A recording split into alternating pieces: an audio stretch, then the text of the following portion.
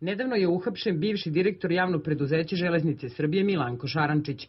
Samo u jednoj nabavci 10 lokomotiva iz Švedske popularnih šveđanki, tokom njegovog mandata izgubio se svaki trag novčanom iznosu od čak 650.000 evra.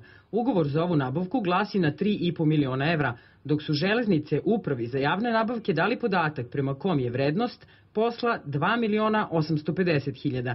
Šarančić je svojevremeno u emisiji Poligraf javnosti ponudio objašnjenje koje se kasnije pokazalo kao netačno. Uopšte pare nisu nestale, odmah se razume, znači da objasnimo samo da bi vaši gledalci mogli da razumeju o čemu se radi. Cena po kojima su ugovorene garniture u Švedskoj je 250.000 eura. 350.000 eura su rezervni delovi koji prate svaku takvu lokomotivu, a cena koja je pre toga nadograđena, odnosno do 3,5 miliona evra, su svi dalji troškovi koji prate u smislu i carine i poreza i svi troškovi koji prate prevoz, odnosno garnituru koja treba da stigne ovde kod nas. Iako Šarančić tvrdi da se radi o ceni bez poreza i carina, u ugovoru jasno stoji da vrednost posla iznosi 3,5 miliona evra i to bez poreza i svih drugih eventualnih obaveza.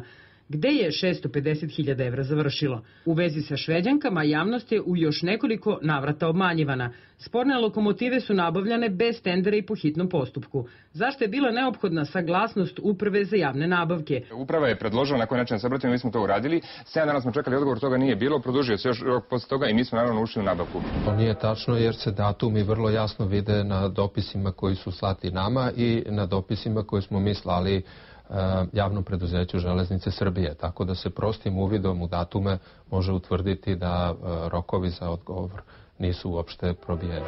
Ukupni gubici javnih preduzeća u Srbiji na kraju 2008. dostigli su astronomske 4 milijarde evra. Čak nešto više od četvrtine tog ukupnog duga, to jest preko milijardu evra, napravile su Železnice Srbije. U emisiji koja je na programu večeras u 22 sata. Reakcija istražuje zbog čega se političke partije toliko bore za kontrolu nad javnim preduzećima i da li je novo rukovodstvo Železnice pokušalo da zaštiti staro zbog eventualnih koalicionih sporazuma.